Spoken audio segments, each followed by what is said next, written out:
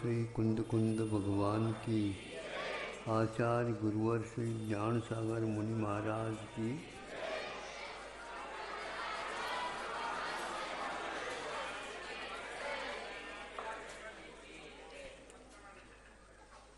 आश्रय तत्व का विवेचन चल रहा है।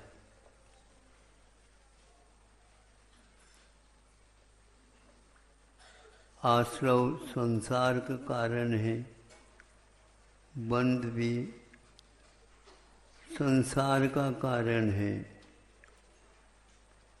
जिन जिन से यह आश्रव होता है उसी से संसार होता है। जिन जिन से बंध होता है वह संसार में कष्ट पाता है। और यह छठा अध्याय और सप्तम अध्याय ये भी संसार के सिद्ध होते हैं, किंतु ध्यान रहे आचार्यों की प्रासंगिकता बहुत महत्वपूर्ण होती है, जिसको विवक्षा बोलते हैं। वक्तुर इच्छा विवक्षा मानी जाती है। ये पाठक कहाँ पर गुमराह हो जाता है, वहाँ पर इन दोनों अध्यायों का बहुत अच्छे ढंग से प्रयोग कर लेना चाहिए। जो यहाँ पर प्रतिपादित व्रत है,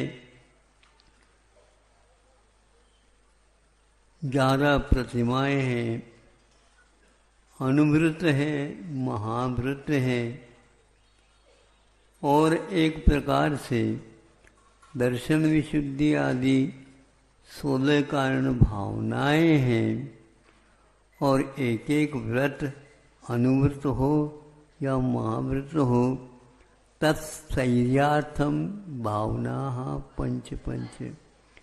उन व्रतों की स्थिरता के लिए ये पांच भावना बताई गई है। व्रतों की स्थिरता के लिए अथवा आश्रव और बंध की स्थिरता के लिए, ये थोड़ी सोच लीजिए। व्रतों की स्थिरता के लिए उसकी स्थिरता इसलिए आवश्यक है ताकि कर्म निर्जरा हो सके। हमने व्रत लिए हैं, समिति का पालन करते हैं, गुप्तियों का पालन करते हैं, इसलिए बंध के लिए कारण नहीं, किंतु कर्म निर्जरा करने के लिए। ये बात अलग है। जब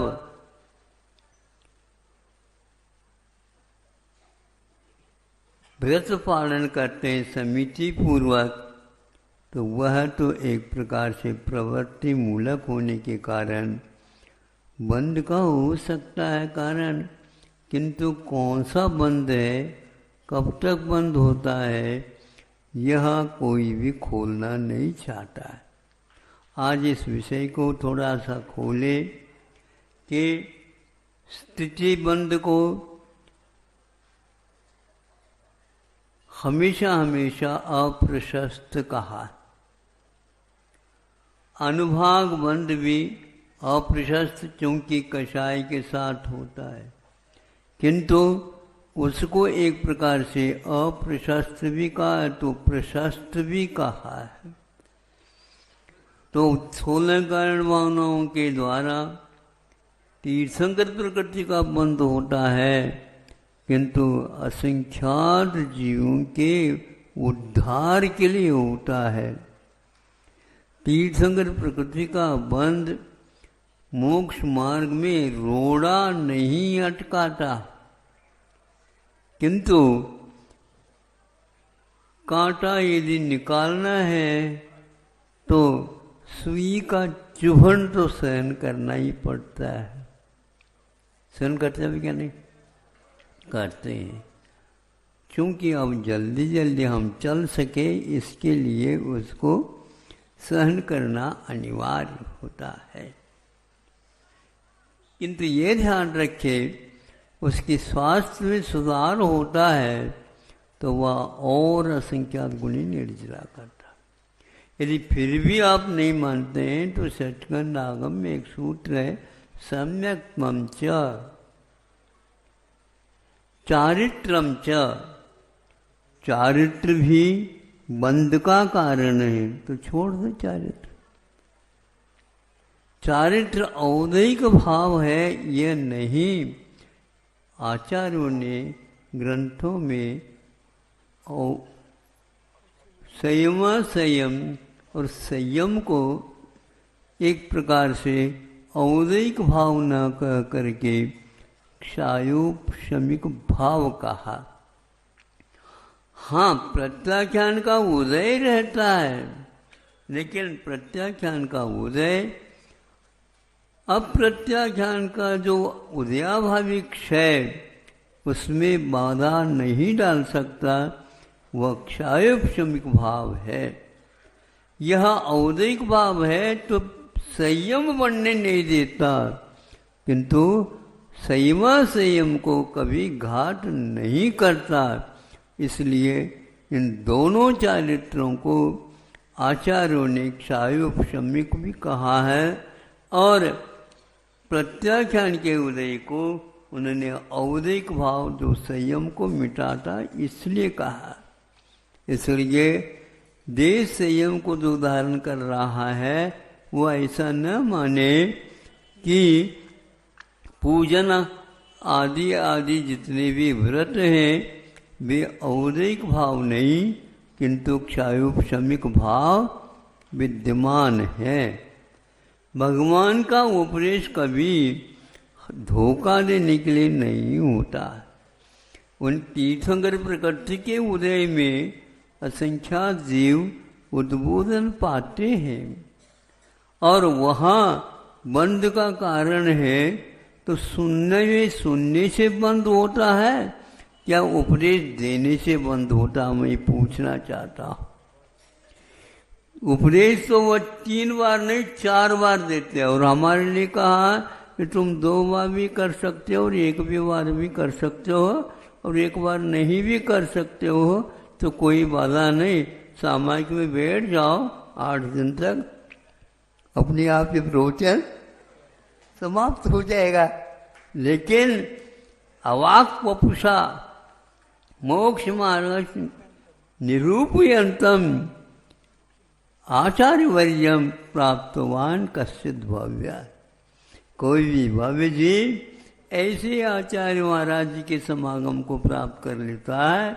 युक्त्यागम कुशलम, युक्त और आगम के माध्यम से वह सबको समझाने की कुशलता विद्यमान रहते उनके पास। इसी प्रकार प्रज्ञावान कहा। इसलिए तो कहते हैं बंद होता है, तो कौन सा बंद होता है हमें बताओ। ये लोग गुणस्थान की बात तो करते हैं, लेकिन कौन से गुणस्थान में पुण्य की निर्जरा होती है ये बताओ तो आज तक मेरे पास नहीं। आज 10 साल से हम प्रतीक्षित हैं, 10 साल से प्रतीक्षा कर रहा हूँ, जिसके लिए हमने कहा था भैया हमें ये बता दो ताकि हम भी उस शॉर्टकट से चले जिससे आप जा रहे हो। महाराज ये तो लिखा है गोमट सार में। हाँ वही तो, हमें गोमट सार बताओ, आपके पास कितने गोमट सार है? हमने तो जीव कांड और कर्म कांड देखा। ये सब धोखाधड़ी है। अब आप घोटाले में आ रहे हो, ध्यान रखो। करुणा आती है आप लोगों के ऊपर, लेकिन कई ऐसा कर्म किया होगा आपने, ऐसे काल में जन्म लिए हो, तो ये धोखाधड़ी करने वाले व्यक्ति ज़्यादा मिलेंगे। इसलिए जो व्यक्ति अप्रत्याख्यान वर्णी कर्म के क्षयोपशम से संयम पालन कर रहा, उसके लिए औदय कहना यह आगम का अवर्णवाद है। और एक साथ जितने भी ये व्यक्ति इसको सुनेंगे उनका भाव ये होगा संयम अपने को धारण करना ही नहीं चाहिए। ऐसा नहीं है। हाँ, वह प्रत्याख्यान और अप्रत्याख्यान सर्वघाती होने के कारण वह बंधक है, अवधिक भाव पैदा करने वाले हैं, और उसके साथ संजरण भी बंद करने वाला ही होगा। किंतु संजरण बंद भी करता है और निर्जरा भी करता है।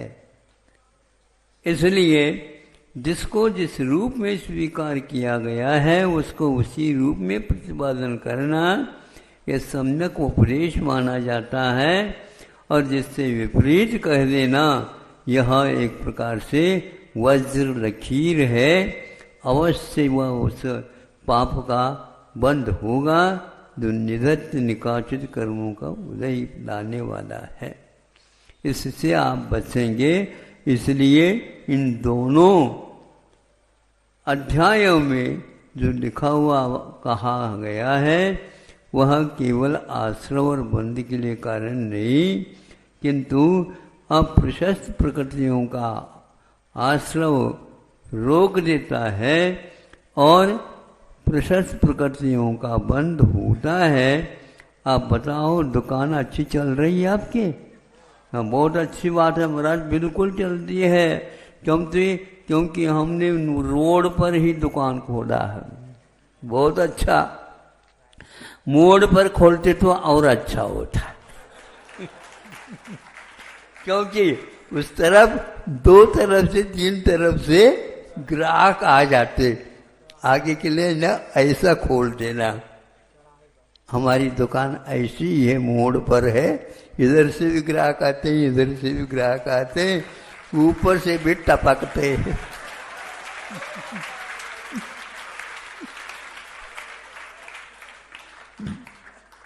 सभी रास्ते खोल रखे हैं हमने, और किसी भी प्रकार से किसी के लिए धोखाधड़ी नहीं होती है। हमारा लिखा हुआ बोर्ड है, वहां पर पट्टिका लिखा हुआ है एक भाव। सुन रहे हो? आप बताते हैं 1000 और 10 में बेच देते। हमारे यहाँ नहीं, रात के 12 बजे भी आ जाओ, कभी भी आ जाओ। हमारे लिए ऐसा अवसर होता है, मैं जा रहा हूँ महाराज, मुझे भी जाना है और प्रतिमा लेनी है। लो लो लो, कौन सी दूसरी प्रतिमा कैसर कर लेना, और हम भी कर लेते। अब क्या ग्राहक क्यों छोड़े, क्यों? ऐसा तो मना नहीं किया आचार्यों ने, इधर उधर की बातें करें तो मना है। तो ऐसी आप दुकान चलाओ जिसके द्वारा व्रतों का विकास और होता चला जाए।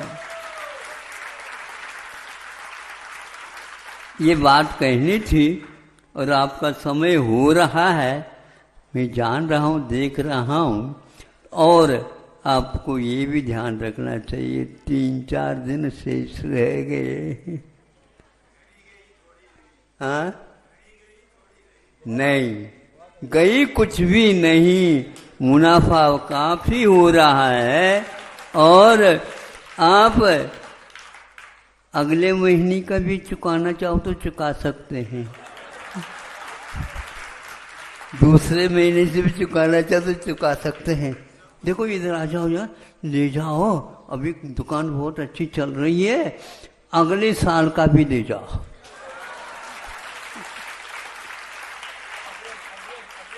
हाँ, एडवांस में, क्यों दुकान चल रही है तो उनकी दुकान है, लेकिन हम केवल दुकान चला रहे हैं, मुनाफा हमारे लिए ज़्यादा है, उनके लिए कम है। लेकिन हम आगे भी जो होने वाला है, कभी कभी दुकान मंदी होती है तो अभी तो हम कुछ नहीं दे सकते, हमारे में ऐसा मंदी आती ही नहीं। अमेरिका में भले ही सबसे ज़्यादा मंदी आती रहती है, होटल भी वहाँ पर क्या हो जाते हैं, दिवालियाँ हो जाती हैं। और है हाँ, बैंक वहाँ पर बिल्कुल दिवालियाँ हो जाते हैं। लेकिन अपने यहाँ हमेशा हमेशा दिवालियाँ नहीं होना, किंतु दीपावली मनाया जाता है। अहिंसा परमो धर्म की।